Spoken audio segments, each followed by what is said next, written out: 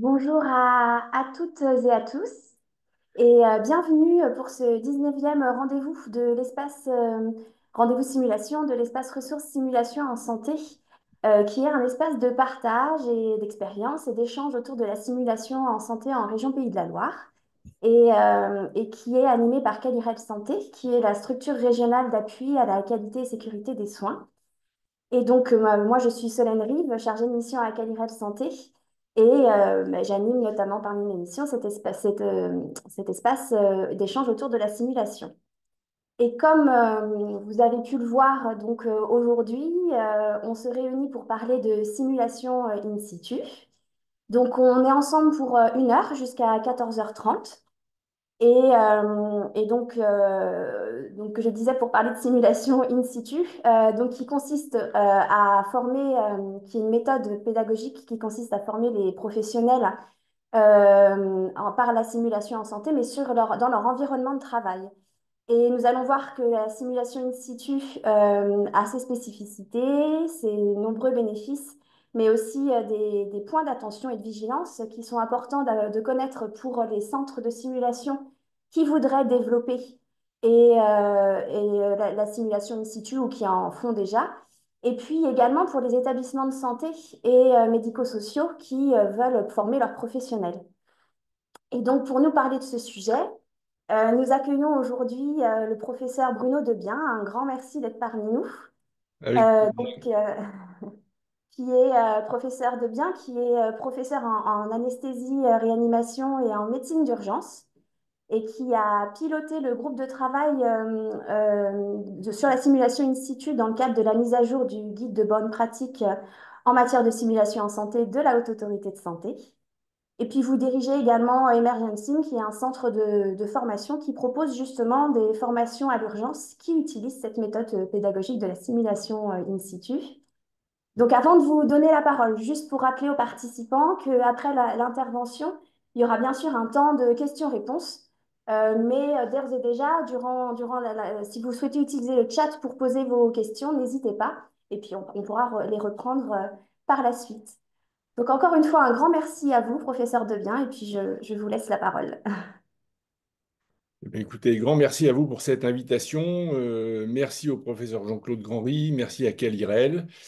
Je commence d'emblée par faire un petit clin d'œil et saluer amicalement mes deux comparses dans le groupe de travail Simulation In Situ, Catherine Durand du réseau Périnate des Deux-Savoies, qui est pédiatre et qui fait exclusivement de la simulation in situ, et Hervé Vergne, qui est cadre de santé, hygiéniste et responsable régional et qui travaille, lui, à Toulouse. Donc, vous aurez trois avis provenant de trois régions de France différentes. Moi, je suis parisien. Voilà. Et donc, on va commencer tout de suite. On va commencer par la déclaration lien d'intérêt. Donc, comme vous l'avez dit, je dirige Emergencing, qui est un organisme de formation privé. Et on ne fait depuis 11 ans exclusivement que de la formation en simulation in situ. Donc on n'a pas de labo, on a des régies mobiles et des mannequins et des camions et on va dans toute la France, depuis Douai jusqu'à Monaco il y a quelques jours, puis de Quimper à Grenoble, voilà. Et on va en Corse et dans les Droms. Je déclare des liens d'intérêt. En tout cas, on a un partenariat et on se fait prêter du matériel par des laboratoires ou des industriels, soit pour nos formations in situ, soit pour des formations lors de congrès. Donc voilà. Alors maintenant, on va rentrer dans le vif du sujet. Petite définition, mais vous l'avez rappelé il y a quelques minutes. La simulation in situ, dans le cadre de la définition du guide de bonne pratique, c'est la simulation qui est réalisée dans l'environnement habituel de travail des participants, donc des soignants, et non dans une reproduction de celui-ci. Alors, dans la littérature, on peut voir que pour certains, il est important que les participants, les soignants donc, qui participent à la simulation, soient ou non en charge de patients réels pendant leur formation. Autrement dit, certaines formations in situ, notamment aux États-Unis, se font de manière non annoncée et avec des soignants en charge de vrais patients. On y reviendra un peu, c'est un cas un peu particulier en tout cas chez nous en France. Alors, Nous verrons les avantages. Intuitifs, ce que on se dit tous que travailler dans son environnement avec ses collègues et son matériel, c'est formidable. C'est vrai. Il y a d'ailleurs dans la littérature médicale un certain nombre d'études qui ont montré l'intérêt du in situ par rapport à la simulation en centre. Mais on tenait à insister sur les contraintes particulières et sur les dangers, les risques en tout cas associés à la simulation in situ et du coup les mesures à mettre en œuvre pour diminuer ces risques. Et puis j'ai voulu rajouter à la fin quelque chose qui est quand même à prendre en compte, c'est le coût et du coup l'engagement ou la responsabilité partagée, et vous verrez, partagée entre l'établissement qui reçoit et l'organisme de formation. Alors, commençons par les avantages. Effectivement, quand on fait de la simulation in situ, intuitivement, on se dit c'est formidable parce que les soignants vont travailler avec leur matériel, dans leur environnement, avec leurs collègues et vont pouvoir appliquer leurs procédures. Je me souviens, il y a une quinzaine d'années, quand j'animais les ateliers du congrès de la Société de réanimation de langue française ou de la Société française d'anesthésie et réanimation, de temps en temps, on bloquait parce que tel soignant disait, ah oui, mais moi, dans mon bloc opératoire, c'est pas le même défibrillateur ou c'est pas le même respirateur. Et donc, on était toujours un peu gêné avec des limites de connaissance ou de maîtrise de certains matériels de la part des soignants. Là, il n'y a plus de problème, c'est leur matériel, leur environnement. Donc on se dit, et je pense qu'on a raison de se dire ça, que ça améliore le réalisme et la transposabilité des acquis. Autrement dit, bah, juste après la formation, si une situation identique se produit, bah, ils l'auront déjà travaillé. Et du coup, on ne se contente plus de former les professionnels de santé, mais on leur donne de l'expérience puisqu'elle est immédiatement transposable. Alors, il y a d'autres avantages, hein. Quand on arrive et qu'on forme d'emblée 12 personnes dans une équipe, eh ben, il y a un effet bolus. Alors, c'est une expression d'anesthésiste, hein. En gros, on a une grosse quantité, un gros pourcentage de l'équipe qui est formée. Et puis, quoi de mieux que de travailler en équipe pour se former justement au travail en équipe et aux compétences non techniques. On en parlera un peu tout à l'heure. Et puis, dernier avantage sur lequel on reviendra, parce qu'il y a pas mal de données dans la littérature, bah, c'est le fait que de faire travailler les professionnels dans leur environnement, surtout quand on a un regard extérieur comme le nôtre, eh bien, ça permet de pointer du doigt ce qu'on appelle les menaces latentes dans la littérature qui traite de la simulation. Et c'est d'autant plus facile à faire qu'on les met un petit peu en tension, on les met un peu en zone rouge, on les fait sortir de leur zone de confort et ça permet de pointer ces risques potentiels pour la sécurité des soins. Alors, on parlait du réalisme et de l'avantage de la simulation in situ. Revenons un peu sur cette notion de fidélité. La fidélité, finalement, c'est ce qui fait dans un scénario que le participant l'achète comme étant plausible. Voilà, ça j'y crois et je fonce. Alors, un scénario bien conçu, il fait sens pour le participant. Et c'est important en pédagogie de l'adulte qu'on leur fasse faire des actions qui ont du sens et dont ils ressentent l'utilité, la pertinence. Et puis, ben, cette mise en situation déclenche des réponses cognitives et émotionnelles. Et ça soutient l'apprentissage, c'est ce qu'on appelle la fidélité phénoménale. Et fidélité sémantique et fidélité phénoménale, eh ben, c'est ce qu'on appelle la fidélité psychologique en simulation. Alors ça ne se fait pas tout seul et il ne suffit pas juste d'être dans le lieu de travail des participants pour qu'ils y croient. Ça nécessite, alors surtout quand on vient de l'extérieur comme nous, qui sommes un organisme et on travaille aussi bien dans des tout petits hôpitaux publics que dans des gros CHU et des toutes petites cliniques que dans des grosses cliniques.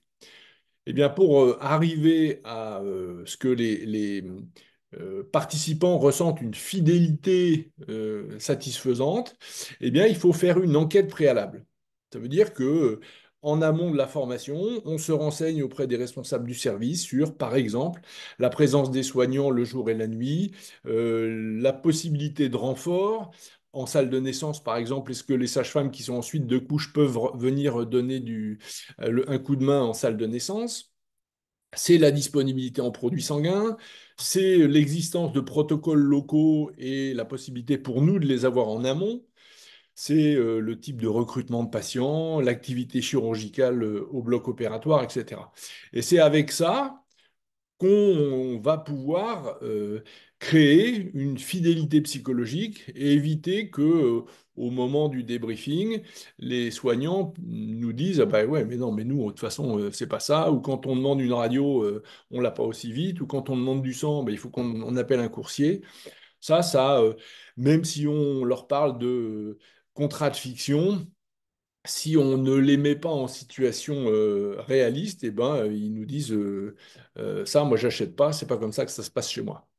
Donc, en fait, le in situ, par définition, c'est du sur-mesure. Et pour que ça soit du sur-mesure, il faut qu'on construise notre formation sur une enquête préalable. Alors c'est quand même assez intéressant la fidélité parce que ça joue sur la rétention des informations qui ont été apprises lors de la formation. Alors j'ai retrouvé une vieille étude que je trouve assez rigolote et que je vais commenter avec vous. C'est sur la mémoire contextuelle, autrement dit l'influence du contexte sur la mémorisation des informations. Donc là, c'est une étude qui a été faite par des psychoergonomes sur des membres d'un club de plongée. Et ils leur ont fait retenir des suites de mots et ils ont comparé l'efficacité ou la performance de la mémoire selon que le contexte d'apprentissage et de restitution était le même ou pas. Autrement dit, ils leur ont fait apprendre une suite de mots dans l'eau et restituer dans l'eau ou à l'air libre. Et ils ont fait apprendre une suite de mots à l'air libre et ils l'ont fait restituer dans l'eau ou à l'air libre. Et ben voilà, le résultat, c'est assez amusant. Donc vous voyez à gauche l'environnement d'apprentissage. Et si on était dans un milieu sec, hein, donc à l'air, eh bien, lorsqu'on compare l'environnement, enfin la pertinence, l'efficacité de la mémorisation, eh ben, elle est bien meilleure lorsqu'on a appris en milieu sec et qu'on restitue en milieu sec qu'en milieu humide.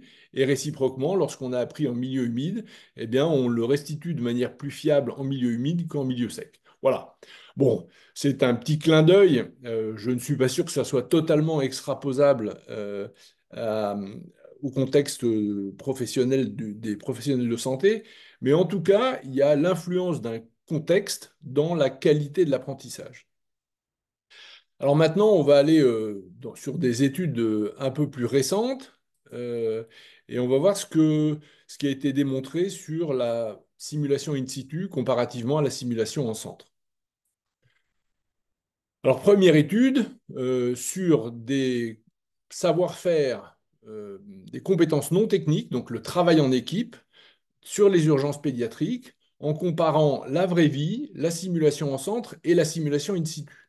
Donc, il y a eu des enregistrements qui ont été faits de prise en charge réelle et de prise en charge simulée en centre et in situ, et ça a été comparé. Et bon, premier résultat, les compétences non techniques de travail en équipe sont identiques qu'on soit en simulation ou qu'on soit en situation réelle. Bon, déjà, c'est une première information, c'est intéressant, c'est quand les gens disent ah oui, mais c'est parce que je suis en simulation, mais dans la vraie vie, je fais mieux. Non, en pratique, dans cette situation d'urgence pédiatrique, les gens se comportent en équipe de la même façon dans la vraie vie sur des situations cliniques réelles filmées qu'en simulation. Ils ont l'impression, et c'est une impression, c'est sur des questionnaires, que le in situ est plus réaliste, mais ils insistent tous sur le fait que c'est plus contraignant, bah, parce qu'il y a toujours une interaction possible entre les soins simulés et les soins réels.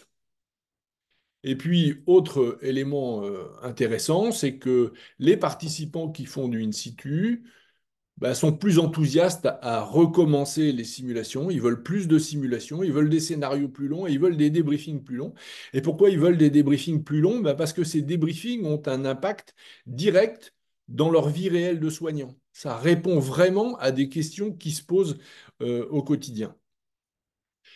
Une autre étude qui donc, se passe dans le domaine de la périnatalité avec des équipes donc à la fois pluriprofessionnelles et multidisciplinaires, puisqu'il y a l'équipe d'anesthésie et l'équipe d'obstétrique. Et bah là, ce qui est intéressant, c'est de mettre en évidence que pour eux, l'apprentissage est vécu comme identique. Alors attention, ils sont en équipe constituée, hein, ils ne sont pas dans la situation où une sage-femme d'un hôpital se retrouve à travailler avec un obstétricien d'un autre hôpital et un anesthésiste d'une troisième structure encore différente. Là, ils travaillent en équipe constituée. Et si ils travaillent en équipe constituée, alors ils considèrent qu'en centre ou in situ, l'apprentissage est identique. Et ils insistent sur le fait, mais ça on le sait tous maintenant, qu'il faut que chacun joue son propre rôle et que l'attribution des rôles est plus importante que le lieu dans lequel se passe la simulation. Par contre, là encore, ils insistent sur le fait que la simulation in situ a plus d'impact au plan organisationnel pardon, sur les soins que la simulation en centre. Autre étude, alors là, on touche du doigt les fameuses menaces latentes, c'est-à-dire faire travailler les professionnels dans leur environnement permet de mettre en évidence des menaces de sécurité. Ces menaces de sécurité, elles peuvent être découvertes par les soignants, soit per simulation, soit au moment du débriefing, ou encore par les formateurs. Pourquoi? Parce que bah, le regard extérieur permet de pointer des glissements de pratique. Vous savez que toutes euh, comment dirais-je, les gaps, toutes les différences qu'il peut y avoir entre les recommandations et les pratiques ne se sont pas passées de manière brutale. Parfois, il y a un glissement progressif des pratiques et qui peuvent passer finalement inaperçus auprès des soignants. Et les formateurs ont un regard extérieur et donc peuvent pointer plus facilement ces glissements de pratiques. En tout cas, il y a beaucoup plus de menaces latentes de sécurité qui sont mises en évidence lorsqu'on fait du in situ plutôt qu'en centre. Ça n'empêche pas qu'on en trouve quand même en centre au moment des débriefings. On questionne les apprenants sur leurs pratiques réelles dans leur maternité ou dans leur centre, dans leur service d'urgence. Et donc, on peut quand même découvrir des menaces de sécurité, mais on en trouve moins fréquemment. Et puis, petit clin d'œil, vous voyez que ces simulations sont extrêmement courtes. On trouve ça dans les pays où la simulation fait vraiment partie de la vie réelle des soignants et de la formation continue. Et on n'a pas besoin de faire un briefing technique, de présenter le mannequin. On n'a pas besoin de présenter le, le- le contexte pédagogique et la bienveillance des formateurs. Ce sont des choses qui sont tellement habituelles que, ils font c'est ce qu'on appelle les quick ou les nano-simulations. Voilà. En tout cas, ils font tout ça en 10 minutes, ce qui est assez exceptionnel. Mais il y a aussi un taux d'annulation de simulation à cause de la charge de travail, à cause du fait que l'équipe a été un peu traumatisée par un événement récent. Dans certaines études, le taux d'annulation des formations in situ non annoncées voisine les 50%. Autre étude montrant l'intérêt du in situ pour montrer, pour dénicher les menaces latentes de sécurité. Là, c'est dans un environnement de maternité. Et c'est pas forcément très compliqué. Vous voyez que là, c'est un scénario qui a été répété 4 fois. Donc, il n'y a pas besoin de faire, de faire preuve d'inventivité sur le plan des scénarios. Et ils ont découvert 6 menaces de sécurité. Alors, je vous ai donné des exemples. Des lignes téléphoniques saturées. C'est bien beau de vouloir appeler du renfort, mais si la ligne téléphonique est saturée, ben, on n'y arrive pas. C'est des médicaments urgents qui ne sont pas disponibles. La méconnaissance, soit des procédures par les soignants, soit de la manière dont il faut ranger le matériel. Et puis aussi des incohérences de rangement de médicaments ou de matériel de consommables selon les couveuses. Voilà. Euh, Autre intérêt du in situ, donc on a vu avec leur portée opérationnelle, plus immédiate, on a vu la découverte de menaces de sécurité. Il y a aussi la possibilité de tester de nouveaux environnements de travail. Alors, ça a été fait en France, à Marmande, je crois, et ça avait été publié par la prévention médicale. Mais voilà, il y a des articles qui insistent sur la nécessité de tester de nouveaux environnements de travail et de nouvelles organisations. Donc là, par exemple, ils ont testé un nouvel hôpital et ils ont commencé par faire des simulations en centre, puis in situ. Même en centre, ils ont essayé de tester leurs nouvelles organisations en termes de composition d'équipe, de responsabilité de chacun des membres de l'équipe. Et puis ensuite, ils ont testé l'environnement. Et là encore, c'est pertinent parce que ça permet de trouver un certain nombre d'incohérences entre ce qu'on a imaginé comme protocole et comme ressources matérielles, et puis la vraie vie, c'est-à-dire la capacité qu'ont les soignants en situation à les utiliser. Voilà. Je ne pourrais pas passer sous silence le travail fait par le réseau Périnat des Pays de Loire, hein, qui a fait une étude justement sur la simulation in situ. Alors, les réseaux Périnat font de la formation dans les maternités sur les situations critiques pour les nouveau-nés et les situations critiques obstétricales. Et donc, dans cette étude, euh, ils ont eu du déclaratif. Bon, alors on peut en penser ce qu'on veut. 99% des participants ont dit que la participation à ces simulations ont changé leur pratique au quotidien, et 100% des maternités ont trouvé que le fait de faire ces simulations in situ ont permis d'avoir un impact positif sur la qualité des soins. Mais, et là c'est beaucoup plus intéressant, ils ont aussi mis en évidence des changements dans les pratiques, hein. Donc on est au grade 3 de Kirkpatrick, c'est-à-dire que la formation non seulement satisfait les professionnels, leur apprend des choses, mais font changer les habitudes et améliore la qualité des soins. Et comme exemple, les auteurs disent qu'il y a eu 80% des équipes à qui on a conseillé de créer un kit d'accueil de prématurés, dans 80% des cas, ça a été fait. Dans 87% des équipes à qui on a demandé ou conseillé d'écrire un protocole code rouge, ça a été fait. Et puis 100% des équipes à qui on a conseillé, pour l'hémorragie du postpartum immédiat, d'utiliser une feuille de surveillance un peu standardisée, qui sert aussi d'aide cognitive, eh bien 100% des équipes ont mis en œuvre cette mesure, cette piste d'amélioration. Donc voilà, le in situ permet de changer les choses et de changer les choses concrètement pour améliorer la qualité des soins. Bon, dernière étude, et là on est dans le grade 4 de Kirkpatrick, on est toujours dans la périnatalité, on est en Angleterre, il y a un GHT, 3 hôpitaux avec déjà une bonne culture de sécurité. Et il y a un hôpital qui était l'hôpital de contrôle, un deuxième hôpital où il y a eu une formation au travail en équipe. Vous savez que ça n'est pas inné. Le travail en équipe fait partie des compétences non techniques. Les compétences non techniques, ce n'est pas une histoire de caractère des individus, ce sont des compétences. Donc ça s'enseigne d'un point de vue théorique. On fait des ateliers pratiques. Et puis ensuite, on évalue ça sur des comportements observables en simulation. Et donc, le troisième groupe, eh ben, ils ont fait la formation théorique au travail en équipe et de la simulation in situ. Et il n'y a que dans ce troisième hôpital, ce qu'ils ont appelé la full intervention, qui a eu une réduction de 37% d'un score pronostic défavorable chez les nouveau-nés. Autrement dit, il y a eu un bénéfice clinique pour les nouveau-nés. Voilà. Donc, oui, c'est super, la simulation in situ. Ça permet donc de mettre en œuvre, ou en tout cas d'indiquer des pistes d'amélioration des pratiques aux soignants. Ça répond immédiatement à des questions pratiques. Ça permet de tester des environnements. Ça permet d'optimiser le travail en équipe. Mais Mais il faut faire attention, et ça a été un point important qu'on a voulu souligner dans le guide de bonne pratique, c'est que c'est pas simple et ça peut être éventuellement dangereux. Alors on va commencer par les choses les plus soft. La faisabilité, c'est parfois compliqué dans un bloc opératoire, dans une salle de naissance,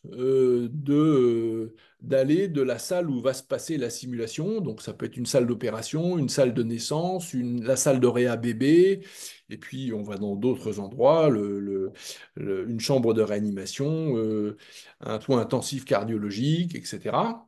Et puis d'aller jusqu'à la salle de débriefing, une salle suffisamment grande pour pouvoir accueillir une quinzaine de personnes avec des chaises préférentiellement qu'on arrive à déplacer pour créer une ambiance favorable au moment du débriefing et où on va pouvoir faire de la retransmission en direct pour que ceux qui ne sont pas en charge du patient et de la prise en charge simulée assistent quand même à cette prise en charge et puissent participer au débriefing. Eh bien, voilà, parfois, il y a 5 mètres, 10 mètres, 50 mètres, et il faut gérer cette distance et la retransmission. On a aussi des difficultés dans le Wi-Fi. Alors, pas le Wi-Fi tel qu'on peut l'imaginer pour se connecter sur Internet, mais simplement, la plupart des mannequins sont pilotés en Wi-Fi, et il faut que le Wi-Fi passe.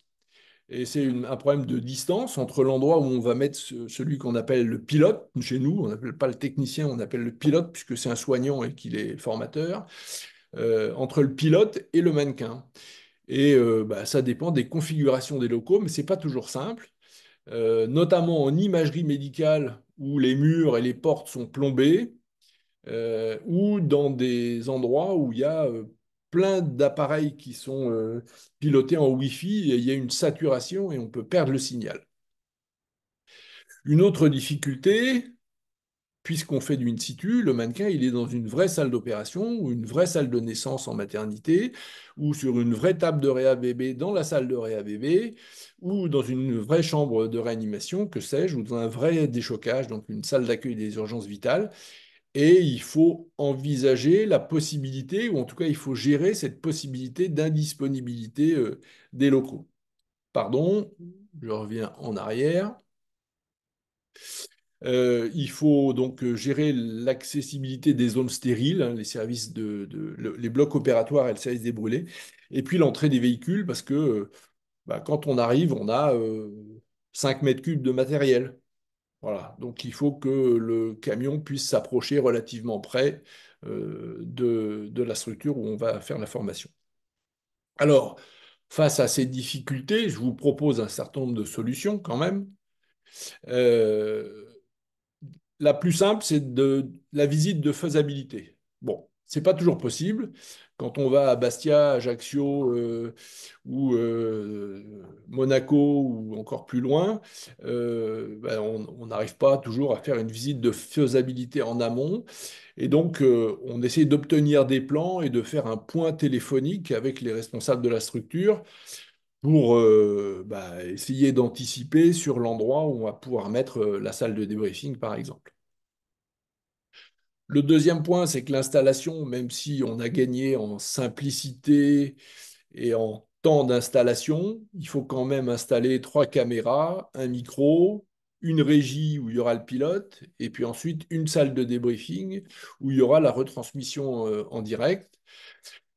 Et donc, nous, on fait une installation la veille et on teste tous nos systèmes, ce qui nous permet éventuellement de faire un plan B, un plan C, comme on va le voir.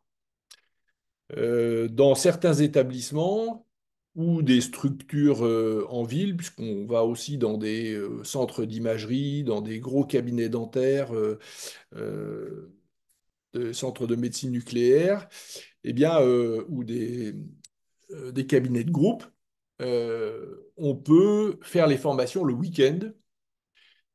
Par exemple, dans les cliniques où il n'y a pas d'activité chirurgicale programmée, alors il y a juste un bloc d'urgence qui reste disponible. Et donc, ça permet de faire la formation. Alors, il y a des structures qui y sont favorables et d'autres pas du tout parce que ça contraint trop les participants à la formation. On peut aussi profiter d'une maintenance ou d'une fermeture technique, notamment dans les blocs opératoires ou de congrès. Puisqu'il y a congrès, j'en sais rien, quand il y a la sauvecote, il n'y a pas de chirurgie orthopédique. S'il n'y a pas de chirurgie orthopédique, on peut utiliser les salles. Alors, il y aura peut-être de la chirurgie viscérale, mais on arrive à se caser dans un coin du bloc opératoire. Alors, je parlais des plans B et des plans C. Lorsqu'on n'arrive pas à se servir du Wi-Fi, parce qu'il y a trop d'interférences, parce que la distance est trop importante. On peut utiliser un routeur externe plus puissant qui permet de transmettre le signal, ou on peut passer en filaire, ou on peut aussi, lorsque la salle de simulation et la salle de débriefing n'est pas au même étage, soit passer par la fenêtre. Nous, on a un câble RJ45 qui peut passer par la fenêtre, soit passer par l'intranet de l'hôpital. Mais ça, il faut l'avoir anticipé, il faut l'autorisation du service informatique, etc. Et puis, bah, il faut être capable, lorsque il y a des bugs techniques, parce que plus les mannequins sont sophistiqués, plus ils sont hyper réalistes, hein. Donc maintenant, il y en a qui bougent, qui vous serrent la main à la demande, qui retournent les yeux vers vous, qui pleurent, qui saignent, qui transpirent, qui parlent évidemment. Mais donc, plus ils sont complexes et plus ils sont potentiellement fragiles et plus les bugs peuvent survenir. Et il faut être capable à l'instant T de changer l'ordre des scénarios, par exemple, pour bah, commencer dans une configuration un peu plus faisable. Par exemple, lorsque on est en réa bébé et qu'il n'y a qu'une salle de réanimation bébé, eh ben, on peut aussi commencer par le procédural, le temps que la vraie réanimation d'un vrai bébé dans la salle de réanimation bébé puisse se faire. Et puis ensuite, on revient faire le scénario. On a commencé par le procédural. On peut aussi être amené à supprimer un scénario. Ça nous est arrivé une fois où, à l'époque, on ne faisait pas d'enquête préalable pour savoir s'il y a eu un événement indésirable grave. Et puis, on fait un choc anaphylactique au scanner avec arrêt cardiaque du patient. Et au moment du débriefing, eh ben, on voit tout le monde pleurer. Et bah, on a fait sauter un scénario et on a fait le défusing de l'accident qu'il y avait eu 15 jours auparavant avec l'ensemble de l'équipe, euh, parce que ça nous semblait impossible de continuer la formation sans prendre le temps de recueillir le vécu, les émotions de l'équipe, et puis bah, prendre du recul et déculpabiliser sur la gravité de ce qui s'était passé. En cas de bug technique, il faut aussi être prêt à remplacer le mannequin par un participant simulé, dans ce cas-là qui est joué par un de nos formateurs. Alors, on a tous une formation sur le participant simulé et tout le monde connaît les scénarios 15 jours avant la formation. Donc, c'est plus facile le scénario et les objectifs pédagogiques de chacun de ces scénarios. Et donc, on peut bah, transformer une simulation sur mannequin à une simulation avec participants simulés. Et puis, j'ai mis faire jouer le cadre ou le chef de service. Il nous est arrivé, on avait pour autant bien calé les choses avec le cadre et le chef de service, qu'on ne voulait pas de spectateurs. Et puis le jour J, en plein milieu de la journée de simulation, le cadre ou le chef de service qui s'assoit et qui reste dans la salle de simulation. Et ben, on lui a dit, bah, là, ils sont en train de demander du renfort, donc vous y allez.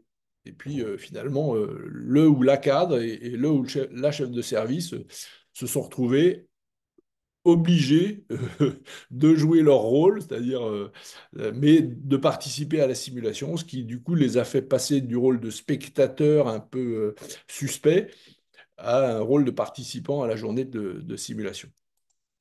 Donc voilà, ce qui est important pour nous de vous transmettre comme message, c'est qu'il faut être adaptable et, euh, et que l'impensable peut arriver, voilà, en simulation in situ. On va parler maintenant des dangers. Je vous ai dit, il y a la faisabilité, on vient de le voir. Maintenant, il y a les dangers. Alors, les dangers, on a voulu insister vraiment là-dessus avec la HAS. Les dangers sur le plan des médicaments. Donc, il ne s'agit pas qu'après la simulation, puisqu'on leur dit, cassez les ampoules, préparez vos seringues, faites les dilutions, branchez vos pouces-seringues électriques, perfusez vos solutés.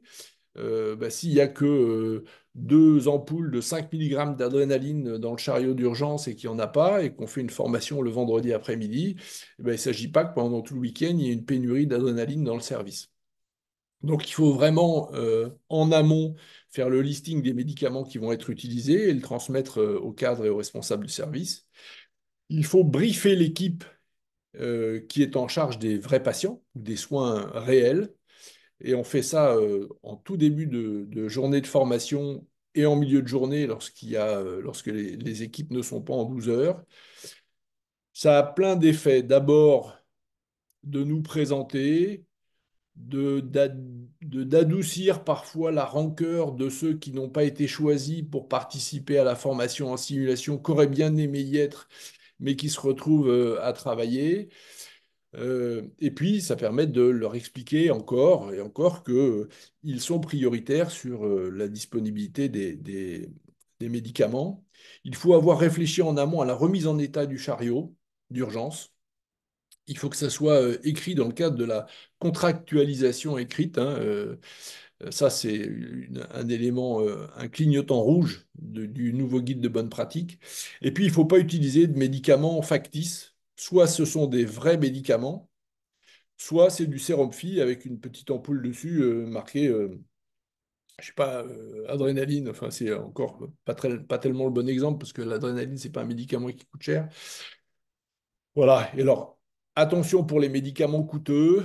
Il nous arrive d'utiliser, notamment pour le dantrolène, des médicaments périmés, mais on le marque en gros dessus, simulation, il y a une grosse étiquette rouge, parce que bah, il faut casser un grand nombre de flacons et que c'est plus faisable. Voilà. C'est plus pratique que d'utiliser des médicaments réels. Alors, dans les hôpitaux qui se lancent dans la simulation, alors soit dans un centre de simulation local, soit en in situ, ils peuvent avoir un partenariat avec la pharmacie pour avoir, pour certains médicaments coûteux, des périmés. Mais attention, il faut toujours se poser la question du risque que les médicaments périmés passent dans le circuit normal et, et que ça se traduise par une perte de chance pour les patients. Autre danger, c'est pour le matériel. Euh, alors, j'ai pris l'exemple du défibrillateur. En général, il y a un défibrillateur par service et il y a souvent, dans une journée de simulation, un arrêt cardiaque avec l'utilisation d'un défibrillateur. Donc, il faut absolument avoir briefé l'équipe, là encore, qui s'occupe des vrais patients. Et puis, les avoir briefés avec encore plus d'attention, parce que parfois le défibrillateur peut être accessible par l'équipe qui prend en charge les vrais patients, mais sur le défibrillateur, on a rajouté un absorbeur d'énergie. Et donc, si les soignants en charge des vrais patients ne sont pas informés, eh ben, ils peuvent utiliser le défibrillateur, sauf que l'énergie n'est pas délivrée aux patients, parce que l'électrode est factice et qu'entre le défibrillateur réel et l'électrode factice, il y a un absorbeur d'énergie, ce qu'on appelle le shocklink. Voilà. Et donc ça, c'est absolument fondamental d'avoir averti l'équipe et de leur montrer comment on l'enlève pour remettre le défibrillateur en configuration normale. Et puis, on peut aussi avoir besoin du chariot d'intubation difficile, de l'échographe. Quand il n'y en a qu'un dans le service, ben, il faut que les soignants puissent savoir qu'il est peut-être utilisé dans la simulation. Je pense au chariot d'hémorragie du postpartum avec le ballon de Bacry. Alors là, en général, on en a des faux, enfin déjà utilisés, enfin, ou des périmés. Et puis, les électrodes de défibrillation. Il y a beaucoup, tous les services maintenant disposent de défibrillateurs semi-automatiques, mais il n'y a pas forcément de jeu d'électrodes supplémentaires disponibles. Et donc, il faut l'avoir anticipé sur la remise en ordre de marche du défibrillateur après la journée de formation. Euh, on passe toujours au danger avec le risque infectieux. Donc, je vous ai dit, on intervient dans les blocs opératoires, dans les services de brûlés. Donc, il faut réfléchir au circuit du matériel, par où va rentrer le brancard avec le mannequin, par où on va le sortir, à quel moment. Il faut anticiper le bio-nettoyage après la formation. Bon, il y a des protocoles qui existent pour la décontamination du matériel. Il faut juste l'utiliser. C'est comme la gestion des déchets. Et puis, un autre point sur lequel insistait beaucoup Hervé Vergne là, dans le groupe de travail, c'est l'hygiène des mains et le port des EPI. Il faut absolument que ça soit intégré dans les scénarios. Parce que de la même façon que on a tendance à considérer que les soignants se comportent en simulation comme ils se comportent dans la vraie vie. L'inverse est vrai aussi, c'est-à-dire que si on les forme et qu'on ne fait pas attention à l'hygiène des mains et au port des EPI, eh ben, ils vont repartir avec des messages pédagogiques qui sont pas bons.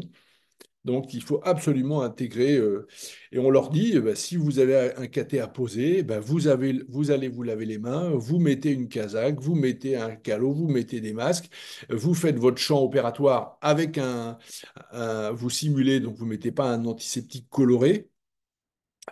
Si vous utilisez d'habitude un antiseptique coloré, ben là, vous faites au moins avec la compresse sèche, mais vous faites l'intégralité des gestes et vous sortez des champs stériles et vous les mettez en place.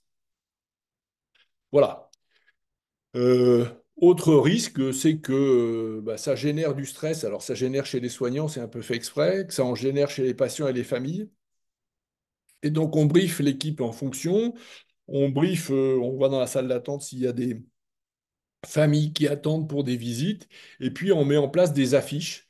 Et finalement, les affiches sont très bien perçues par les familles parce qu'on leur dit deux choses. On leur dit, ce service s'entraîne pour avoir la meilleure qualité de soins pour vos proches. Donc, ils s'entraînent en simulation, ce qui est une méthode moderne et efficace de formation. Ne vous inquiétez pas si vous sentez qu'il y a un peu de stress et des gens qui courent un peu dans le couloir. C'est normal, on les entraîne à des situations stressantes. Et rassurez-vous, les soignants qui sont en formation ne sont pas ceux qui sont en charge de votre proche, de votre mari, de votre femme, etc. Et donc, finalement, quand on interroge les familles après, ils sont tout à fait rassurés par ce type de précautions. Alors, au plan pédagogique maintenant, on a vu la faisabilité, on a vu les risques. Au plan pédagogique, il faut qu'on réponde à des objectifs pédagogiques institutionnels. C'est-à-dire qu'il faut qu'on demande aux responsables du service quels sont les points incontournables, quels sont les objectifs qu'ils veulent absolument voir traités par la formation. C'est ce qu'on appelle, nous, les objectifs pédagogiques institutionnels. Mais il y a aussi la formation doit répondre aux objectifs pédagogiques individuels, c'est-à-dire de chacun des apprenants qui vont participer à la journée de formation. Et si on le fait juste à travers le tour de table en début de journée, eh ben, on ne peut pas construire les scénarios là-dessus. Donc il faut, pour nous, en tout cas, notre stratégie, c'est de les recueillir en amont à travers un test de positionnement. Et donc si je devais résumer la manière dont on construit notre journée de formation, eh bien, au plan institutionnel, on se renseigne sur l'existence préalable ou non d'événements indésirables graves liés aux soins. On se renseigne sur le matériel qui est disponible dans le service. On se renseigne sur le protocole, sur les protocoles, sur les procédures, sur les aides cognitives qui sont en œuvre dans le service. Et on se renseigne sur les objectifs institutionnels. Qu'est-ce que vous avez envie de travailler? Donc, je vous donne des exemples. Parfois, il y a eu une maternité où on nous a dit il faut absolument qu'on travaille la dystocie des épaules parce qu'on a eu un accouchement qui s'est mal passé. Il n'y a pas eu de conséquences sur le bébé, mais il y a eu finalement une anesthésie générale en salle de naissance. Ça a été foireux. Il y avait un problème de coordination avec l'anesthésie. Il n'arrivait pas à passer à la tête pour intuber la patiente. Enfin bref, voilà. Bon, ça, c'est important de le traiter. Ça peut être du technique ou du non technique. Et d'ailleurs, dans cet exemple-là, il y avait effectivement du technique, mais il y avait aussi du non technique, c'est-à-dire de l'ergonomie, du leadership, de la prise de décision. Et on doit répondre à ces demandes. Et ça, c'est en marron, ce que vous avez vu, les 4 items, là, c'est les objectifs institutionnels. Et après, il y a les objectifs individuels des participants. Et donc, on a une idée de leur expertise face à une certaine situation critique en les questionnant à travers un pré-test. Donc, c'est un test de connaissance qui est fait en ligne et qui est analysé avant la création des scénarios. Et puis, on les questionne aussi en amont sur leurs besoins individuels. On leur demande ce qu'ils ont vécu, qui s'est mal passé, pourquoi ça s'est mal passé, qu'est-ce qui leur fait peur, qu'est-ce qu'ils auraient envie de travailler. Et c'est avec tout ça qu'on construit nos scénarios et qu'on construit notre séance de simulation procédurale, puisque dans une journée, on fait 4 scénarios plus du procédural. On reste pas loin de l'apprentissage, puisqu'on va parler de charge cognitive. Donc, jusqu'à présent, on forme des professionnels de santé qui sont dégagés d'activité clinique. En pratique, c'est pas toujours facile. Les docteurs, ils ont souvent dans leur poche le DECT. Et puis, nous, les docteurs, on est quand même formés ou déformés avec l'illusion qu'on est capable de faire plein de choses en même temps. Bon. On sait depuis des dizaines d'années, les études en sciences cognitives, des psychos et des ergonomes ont clairement démontré que ça n'est pas vrai. Mais en tout cas, en médecine, on croit toujours qu'on est capable de faire 36 choses en même temps. Et donc, nous, on essaye au moins de faire en sorte que les médecins ne répondent pas à leur DECT pendant le débriefing. Pendant la simulation, c'est pas grave puisqu'ils le font dans la vraie vie. Et justement, ça va nous permettre de pointer les conséquences néfastes de l'interruption de tâche au moment du débriefing. On insiste sur le fait que la formation soit multiprofessionnelle, parce que bah, la vraie vie, c'est de la collaboration entre professionnels, entre professions différentes et spécialités différentes. Donc, en in situ, on fait de la formation continue, on ne fait pas de formation initiale. On essaie de faire en sorte qu'il n'y ait pas d'espions, et vous avez vu, quand il y en a, on les utilise comme apprenants. Et puis, on essaie de faire en sorte qu'il n'y ait pas d'hostilité, ou en tout cas de gérer l'hostilité de ceux qui n'ont pas été mis en formation. Ce n'est pas toujours facile, hein. Parfois, il y a une certaine agressivité. Oui, pendant qu'il y en a qui sont en train de s'amuser, de faire semblant, nous, on travaille, on s'occupe des vrais patients. Bon, voilà. C'est aussi souvent un problème de génération. La formation, c'est pas du travail. Ben, si. On va parler un peu de sécurité psychologique. Il faut être bien conscient qu'il y a des soignants qui vivent traumatisés, qui vivent au quotidien leur vie de soignant après avoir été traumatisés par un événement indésirable grave. Il faut le prendre en compte. Mais il faut aussi savoir qu'il y a des soignants qui ont été traumatisés par des expériences de simulation désastreuses.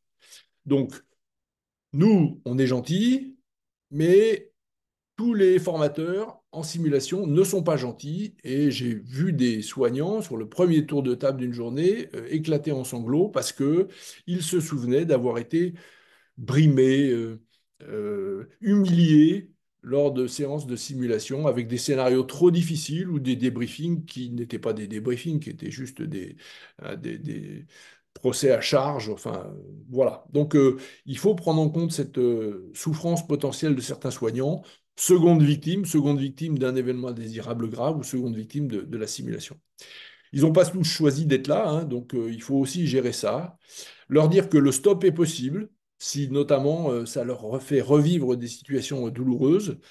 On essaye de le traiter en amont, c'est-à-dire de ne pas les mettre sur ce type de scénario.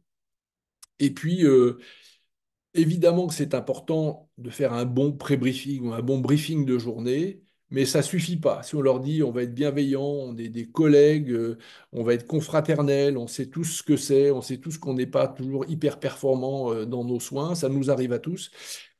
Le briefing est important, il faut aussi que le reste de la journée soit en accord avec ce qu'on a dit au moment du briefing.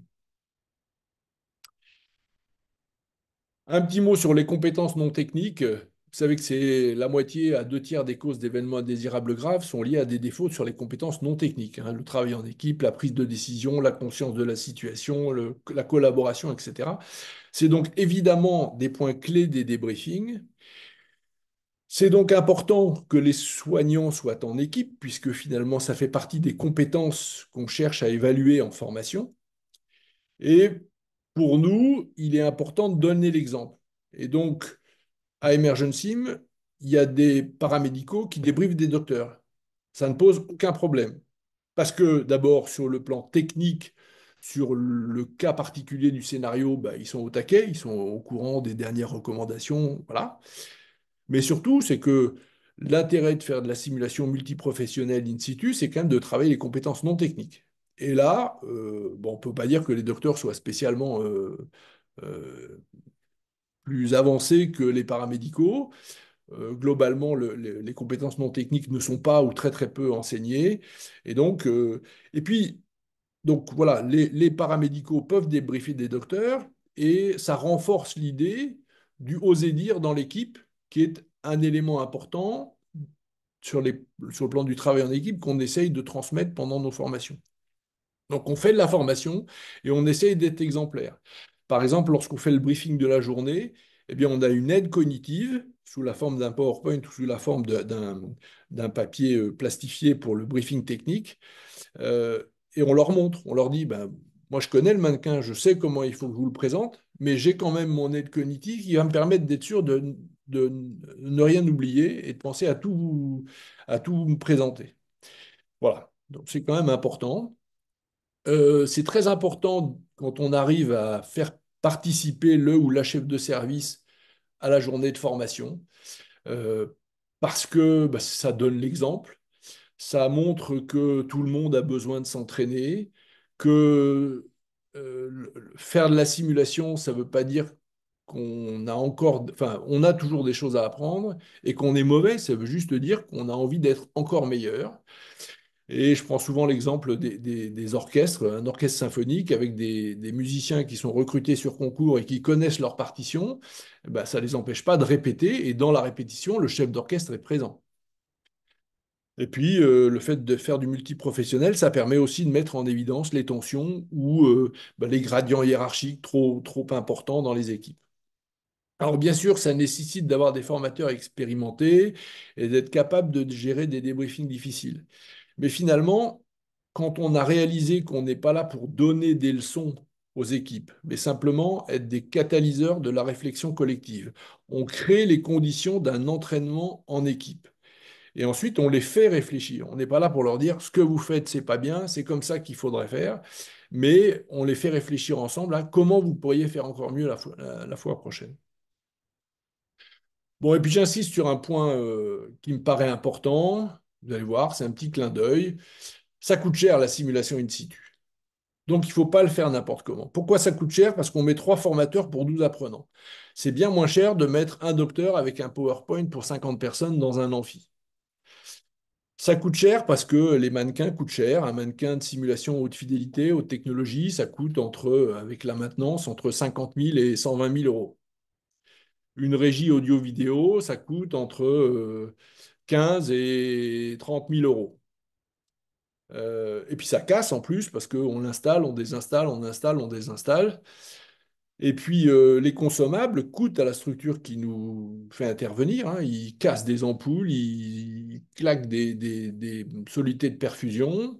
Et puis il faut assurer la disponibilité d'une chambre, d'une salle d'opération, etc. Donc ça veut dire aussi ben, moins de rentrée, moins de production de soins et donc moins de rentrée d'argent pour la structure. Et puis, il faut dégager les soignants d'exercice clinique. Et ça aussi, ça coûte. Ils sont payés, ils sont en formation. Alors, pourquoi je vous dis tout ça? Ça veut dire que bah, on a une responsabilité, nous en tant que formateurs, mais aussi les cadres responsables du service. Il faut, et puis les participants, les apprenants, hein. Il ne faut pas que, comme ça nous est arrivé une fois, il y avait une, des vrais problèmes de pénurie de personnel et de fermeture de services dans un hôpital. Et du coup, 9 soignants sur 12 ont décidé de ne pas venir en signe de protestation vis-à-vis de la direction de l'hôpital. Puis finalement, ils sont arrivés au compte-gouttes en fin de journée. Bon. Euh, il faut aussi, autant que faire se peut, assurer la disponibilité des locaux dans lesquels vont se faire la formation. Et puis nous, en tant que formateurs, il faut qu'on soit efficace au plan pédagogique. Ça veut dire qu'il faut que les scénarios soient bien construits, il faut qu'on n'ait pas trop d'objectifs pédagogiques parce que sinon ils repartent, ils ont tellement de choses dans la tête qu'ils repartent avec aucune rétention d'informations ou de leçons tirées de la journée de formation. Il faut exploiter les données de l'enquête préalable pour que la formation soit la plus sur mesure possible. Il faut de la bienveillance sans complaisance, hein. Ça, on n'est pas là pour dire c'est super les gars ce que vous faites, j'ai adoré. Si la prise en charge présente un écart par rapport aux recommandations, eh ben, il faut qu'on le fasse savoir à l'équipe sans leur dire vous êtes nuls, mais vous avez fait ça, ce qui était attendu c'était ça. On va réfléchir à la raison pour laquelle vous n'avez pas réussi à vous caler sur les recommandations, vous ne les connaissiez pas, vous n'avez pas réussi, et c'est là que c'est intéressant de travailler en équipe.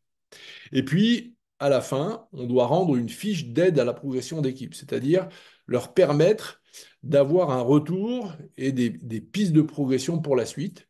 Et cette fiche d'aide à la progression, elle prend en compte les savoirs savants, les, les recommandations qui n'ont pas été appliquées, les savoir-faire, les défauts dans les réalisations pratiques, dans les compétences opérationnelles, les défauts dans le savoir-être, et notamment les compétences non techniques. Ce qu'on trouve le plus fréquemment, c'est le fait que les soignants se connaissent très bien. Ils nous disent, bon, on se connaît tellement bien qu'on n'a pas besoin de se parler, ce qui est un non-sens sur le plan des compétences non techniques et de l'efficacité opérationnelle, ou c'est des gradients hiérarchiques qui sont trop importants. Il peut y avoir des bugs de matériel, et puis des protocoles soit inadaptés, soit absents, soit non connus. Pareil pour les procédures et les aides cognitives, et on les transmet aux responsables de service. Et alors on dit aux soignants qu'on on va faire remonter les remarques et les idées qui ont émergé des débriefings, et on ne trahit pas la confiance des apprenants, on leur dit en début de journée, les points importants, on les fera remonter aux cadres et aux responsables de service. C'est aussi une manière de faire remonter les idées du terrain. Évidemment, on ne dit pas machin ne savait pas que ou bidule n'a pas su faire telle ou telle chose. Mais ce qui est susceptible d'aider au bon fonctionnement du service, on le fait remonter aux responsables de service et on leur dit dans le rapport, nous vous suggérons de transmettre ce rapport à l'ensemble des membres de l'équipe à l'occasion d'un staff ou d'une réunion de service. Voilà. Je n'ai pas traité de la simulation hors établissement de santé. Je n'ai pas traité non plus de la simulation non annoncée, qui nécessite que vraiment la structure soit extrêmement habituée à la simulation et que la simulation soit finalement une espèce de routine. Et dans ce cas-là, on n'a pas besoin de faire de pré-briefing sur la bienveillance, sur la confidentialité, sur les objectifs pédagogiques, et puis pas de présentation du mannequin. Les soignants le connaissent et ça va très vite. Mais il y a très peu de structures qui sont capables de faire ça et qui font ça en France. Il y en a quelques-unes.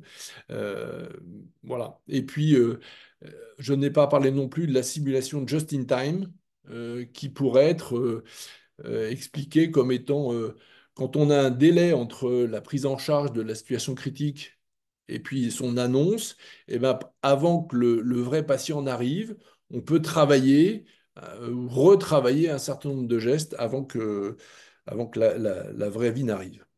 Voilà. Je termine juste avec une question plus qu'une réponse. Cook disait dans le JAMA en 2011, il n'est plus question de se poser la question de savoir si la simulation est efficace ou pas, mais plutôt quand et comment utiliser la simulation de manière la plus efficace et la plus rentable.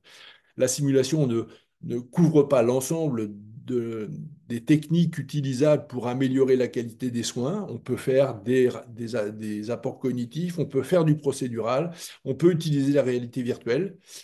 Et puis, quand le moment est opportun, on fait de la simulation in situ. Voilà, j'ai fini. Je vous Merci remercie. beaucoup à vous pour cette intervention très intéressante. Alors moi, je me suis noté plein de petites questions, mais je vais d'abord donner la parole aux participants. Alors, je vois que dans le chat, il y a une question qui a été posée qui demande, voilà, faut-il un mannequin haute fidélité pour travailler les compétences non techniques? Pas du tout, pas du tout. On peut même ne pas avoir de mannequin. Si on travaille, par exemple, un appel de renfort, et puis, moi, je raconte toujours, j'ai commencé à travailler en réanimation, en simulation, avec un mannequin de secourisme, et puis un petit boîtier qui permettait juste de simuler l'arythmie, et le mannequin ne pouvait pas s'ausculter, ne parlait pas, ne respirait pas, etc. Donc non, non, pas du tout. Et puis, les compétences non techniques, comme le reste, s'enseigner d'abord de manière théorique. Qu'est-ce que c'est que le travail en équipe? Quels sont les comportements observables dont on sait qu'ils améliorent l'efficacité opérationnelle d'une équipe? Et puis ensuite, on peut faire des petits ateliers là aussi sans mannequin, pour s'entraîner à l'appel à l'aide, à l'appel de renfort, à la communication en boucle sécurisée, à, à se représenter ce que c'est que la conscience commune de la situation, par exemple. Et puis ensuite, on peut mettre ça en musique en simulation. Et c'est pas le mannequin qui fait la simulation. D'abord, on peut faire du participant simulé, et puis on peut utiliser des mannequins de très basse technologie et faire d'excellentes simulations. Merci. Alors, il y a une nouvelle question qui est arrivée, c'est est-ce que vous pensez qu'une IPA urgence peut coordonner de la simulation in situ dans un hôpital de proximité? Oui, oui, oui, bien sûr. Je vous dis, il n'y a aucun euh, gradient hiérarchique entre les professionnels de santé et aucune corrélation entre la durée des études et l'expertise, notamment sur les compétences non techniques, puisqu'elles sont responsables de deux tiers des événements indésirables graves. Nous, on est dans les équipes de simulation, le pluriprofessionnel, le multidisciplinaire et même pour qu'il y ait des non-soignants dedans. Moi, j'aime bien qu'il y ait quelqu'un du biomède ou du bureau de l'informatique parce qu'il y a souvent des problèmes techniques à régler. Et puis, il faut qu'il y ait des cadres et puis des soignants en fonction. Enfin, il faut se mélanger. Plus on se mélange et plus on a de bonnes idées. Alors, est-ce que vous avez d'autres questions? Vous pouvez prendre la parole en ouvrant votre micro directement, le nombre qu'on elle permet, ou bien l'écrire comme vos Bonjour. collègues dans le chat. Bonjour, docteur Serret, je suis anesthésiste dans un CHU. On a une petite équipe de simulation in situ dans notre service pluriprofessionnel et on a un peu de difficulté quand on veut recruter des chirurgiens pour nos séances de simulation.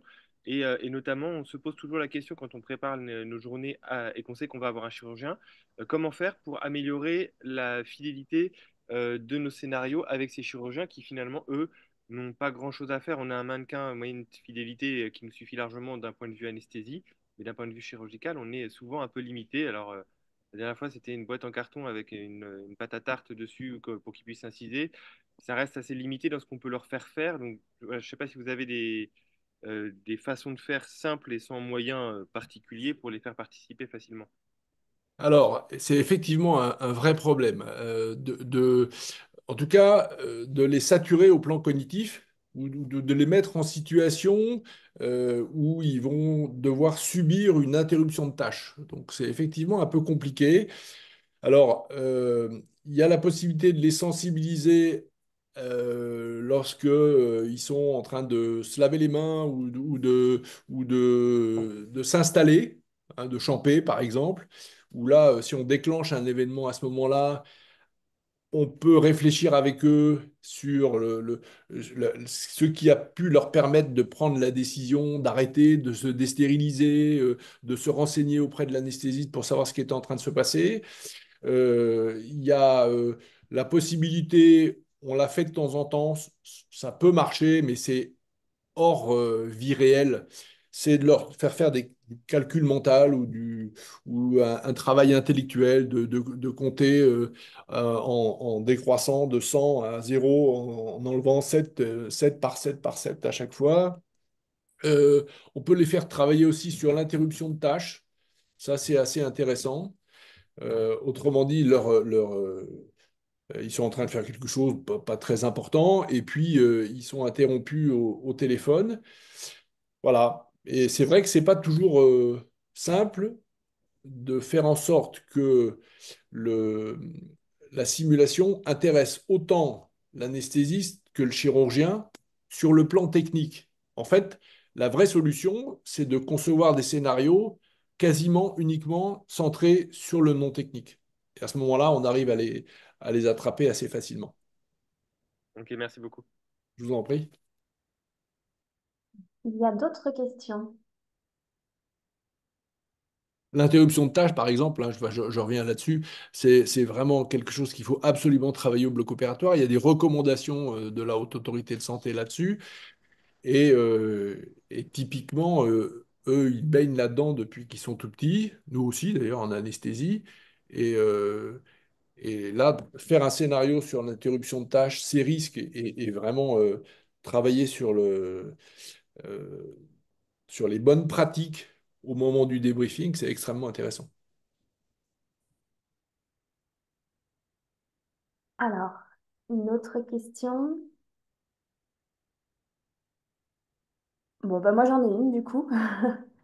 Euh, j'ai trouvé ça intéressant quand vous avez parlé enfin, globalement, mais sur les menaces latentes de sécurité. Et puis le fait que la simulation in situ permettait un stress test, je crois que c'est le terme employé Mhm. dans le guide de bonne pratique des organisations. Et donc je me demandais en fait derrière le suivi, parce qu'il y a des préconisations, enfin en tout cas il y a ces stress tests mettent en lumière des menaces latentes. Est-ce qu'il y a derrière comment c'est géré d'un point de vue avec, par exemple, le coordonnateur de la gestion des risques? Est-ce qu'il y a des échanges avec le coordonnateur de la gestion des risques de l'établissement? Voilà. Comment c'est géré derrière Ouais. ces menaces qui sont mises en lumière? Alors, nous, on invite, mais ils reviennent rarement, mais on invite dans la dernière demi-heure de la journée de formation le responsable de la gestion des risques ou le directeur des soins ou le chef de service quand il n'a pas participé à la journée.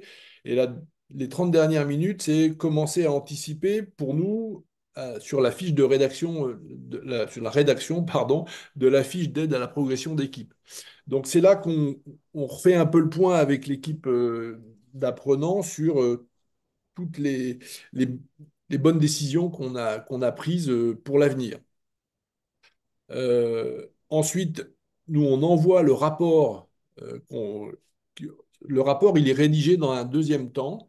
Donc, les formateurs font remonter tout ce qui est pistes d'amélioration qui ont émergé pendant les débriefings. Et ensuite, on rédige un rapport là-dessus, rapport de fonctionnement en situation critique, un rapport où on préconise des modifications dans le mode de fonctionnement. Puis on dit aussi tout ce qui va bien.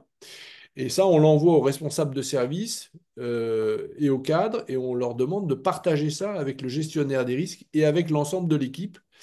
À l'occasion d'un staff ou d'une réunion d'équipe, bah, je vous ai mis la phrase qui fait partie de notre rapport. Et ça, c'est important. Alors, le plus souvent, en fait, quand on nous a fait venir une fois, on nous fait revenir. Et donc, nous, bah, en gros, tous les ans, on voit si les mesures avait préconisées l'année d'avant ont été mises en œuvre.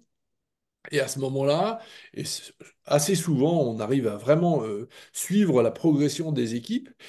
Et du coup, bah, il se dégage d'autres pistes d'amélioration qui sont dans le rapport qu'on fait l'année suivante, et ainsi de suite. Si. Voilà. Est-ce qu'il y a d'autres questions? Alors, est-ce que je peux me permettre une autre question? Je vous en prie, avec plaisir. Parce qu'à Calirel Santé, du coup, on accompagne aussi les établissements médico-sociaux et notamment les EHPAD. Et je me demandais si vous aviez eu des expériences de simulation in situ en EHPAD. Oui, oui, Ok. absolument. Et c'était sur quel sujet Ah bah les d'urgence? mêmes, les urgences vitales et le travail en équipe. Et notamment, bah, par exemple, déculpabiliser les soignants quand il n'y a pas de médecin sur place, ce qui est le cas la nuit, sur est-ce que je peux me permettre de déranger le médecin et si oui, quels sont les messages ou les mots-clés qui vont justifier que je l'embête la nuit. Voilà, ça c'est un premier objectif pédagogique. Mais c'est aussi la notion de directive anticipée qui est sous-jacente à toutes ces urgences en EHPAD. Est-ce que et puis la communication, enfin la préparation en amont. Est-ce que tel patient, pour tel patient, on doit appeler le médecin référent et ou le SAMU? Et qu'est-ce qui fait qu'on choisit d'appeler le médecin référent de l'EHPAD ou plutôt le 15 quand il est 3 heures du matin et qu'on a une urgence vitale? Voilà. Et là, c'est incroyablement, comment dirais-je, bénéfique pour la structure parce que derrière, les choses sont plus claires pour eux, quoi. Voilà, il y a des cas où on appelle le médecin, il y a des cas où on fait le 15, et puis sauf s'il y a des directives anticipées, auquel cas c'est le médecin et la famille. Enfin bref, donc oui, oui, c'est très très intéressant. Et puis ce sont des structures de soins, ils ont des défibrillateurs, ils ont des urgences, et donc voilà. Merci. Et puis surtout, ils ont on est confronté au mal-être des soignants qui, à 3 heures du matin, se dit, est-ce que j'appelle, est-ce que j'appelle pas, est-ce que je suis en droit d'appeler, est-ce que je vais pas me prendre une rafale si j'appelle à 3 heures du matin? Enfin, on les aide vraiment à répondre à des questions du quotidien, quoi. Oui, il y a dédramatisé à prévoir les Ouais, choses. ouais, ouais, ouais. C'est Mm, quand même super important. mm, mm. Merci. Euh, et je me demandais aussi, vu que c'est comme, enfin, on a vu toutes les spécificités de la simulation in situ, notamment en tant que formateur. On voit qu'il y a toute une étape préalable et puis aussi de suivi derrière. Est-ce qu'il y a des formations spécifiques en fait pour être formateur en simulation en simulation in situ? Alors nous, on fait des formations de formateurs donc, qui répondent aux recommandations de la Sofrasim, donc des formations courtes de 3 jours. Et après, on fait des modules complémentaires. Et donc, dans ces modules complémentaires, il y a un module facteur humain pour formateurs en simulation. On a un module débriefing difficile. On a un module in situ. Quelles sont les spécificités du in Oui. situ et comment on s'adapte. Et puis, on fait du mentoring, c'est-à-dire qu'on accompagne des équipes qui font de la simulation et qui veulent se mettre à faire du in situ. Et on les accompagne en fait en amont sur la conception des scénarios, le choix des questions à se poser et la détermination des objectifs pédagogiques. Et pendant la journée de simulation, euh, qu'est-ce qu'il y a de différent dans le in situ, aussi bien dans l'installation que dans la gestion des risques, puisqu'on a vu qu'il y avait Ouais. quand même des risques d'interférence avec les soins réels. Ok. Merci beaucoup. Et enfin, que je sache, Mhm. dans les modules de formation, il n'y a pas d'autres.